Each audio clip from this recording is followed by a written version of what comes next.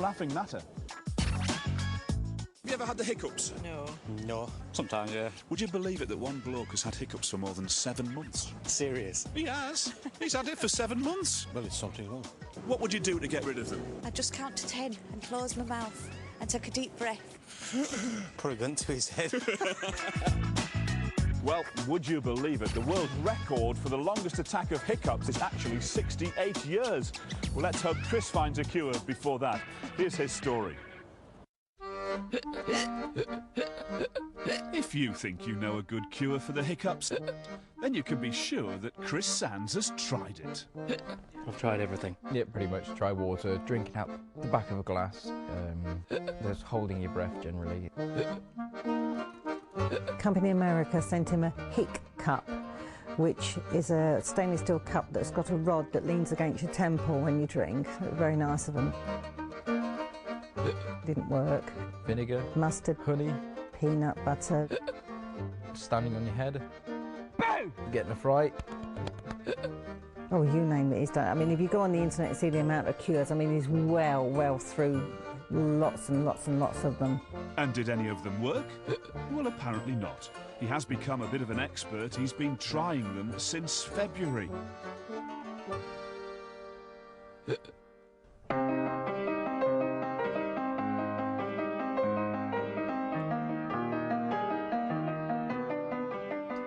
I can see the funny side of it still, in a way, because I'm a high-spirited person. I like to, kind of look on the bright side all the time, and I can see it's still quite a funny thing that I've had the hiccups for 6 months, but at the same time, it's extremely draining. I can't, do anything. I love my music, and I love playing the piano. I love being in my band, and I'm meant to be a backing vocalist, and that doesn't happen. When I'm trying to sing, it's impossible while you're like this, because you can't do it. Yeah, I'll stop for a second, actually. Whole life's been put on hold. I can't go out with my friends and enjoy myself very much. I can't, I just can't do anything properly. I can't play my music properly. I can't go out to posh restaurants with my family because it's just embarrassing. And It rules his life. He can't work because he can't sleep. He can't drive. He's not safe behind the wheel because he'll go 48 hours with no sleep. And it's into his 3rd day and his body will start to shut down, so he'll lay down, but he's there, it's like Chinese water torture all the time, so you can't sleep. days on end of no sleep. That gets to you down, gets you really down. Especially when that's happening and you can't eat at the same time because you're vomiting.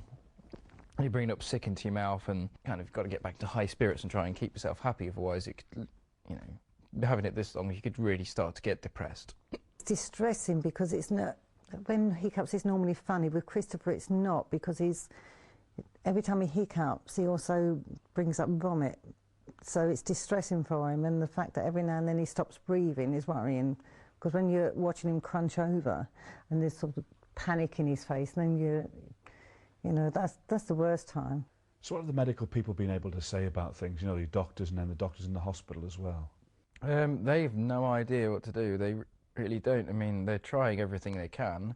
They've tried, they've done a whole CT scan.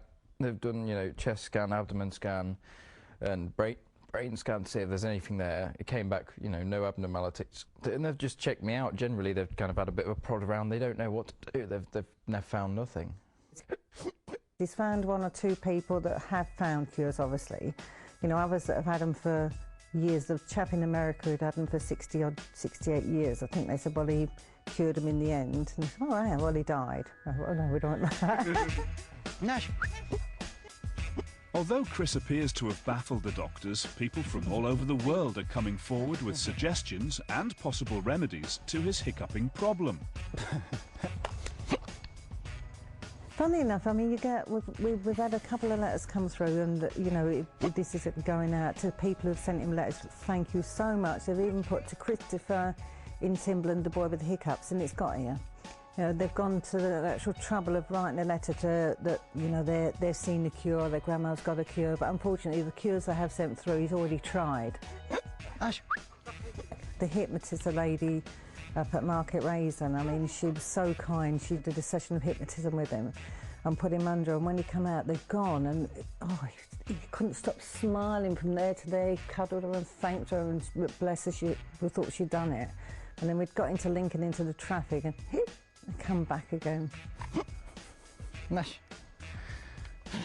They never bring it to me, do they?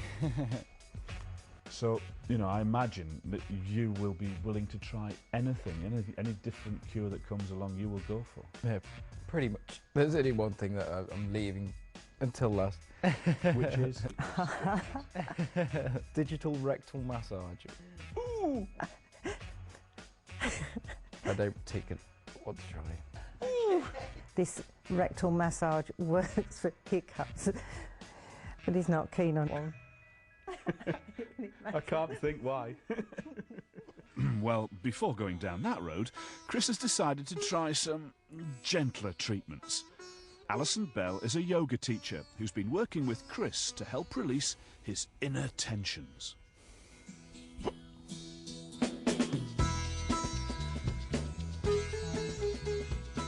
Alison hopes to open the centre of the body with a series of strengthening exercises. Can you take your hips in a circle? Breathing techniques, and, well, some of this.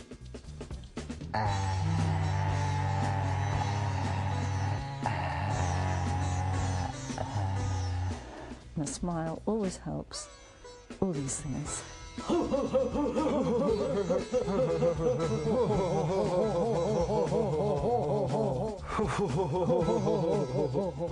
And if that hasn't done the trick, the session ends with some relaxation techniques that seem to be benefiting everyone. And just feel your legs sinking into the cushions and releasing. Except Chris. Is it as baffling to you as it is to us as to what's happening? Yes, there's obviously an imbalance and a weakness in the centre of his body that's making these muscular spasms. I feel that there are lots of people who will give him help, and all these things are a way of getting to know your own body. We all have different things wrong with us. We all have our different weaknesses and imbalances, and life is about learning, because often these imbalances are not just in the body. They can be coming through the emotions, the mind, coming through past experiences. It's actually turning to face what you've got and looking it straight in the eye and knowing what you can do about it. Well, Chris isn't short of people wanting to help him. And our next stop is an Ayurvedic practitioner who believes that by looking at the body as a whole, he can work towards curing Chris's hiccups. I've changed diet so many different times. You know, try not drinking alcohol, not doing this, not doing that, and nothing seems to change anything about it. Before food, after food? Yeah, before food, yeah, in the middle, eating. We would do a consultation first of all and look for related symptoms, and we would ask the patient about their lifestyle and do an examination of them. We see the body as a series of systems and channels, and if these channels are flowing freely, then the person is healthy. If there's any blockages or impairment to the flow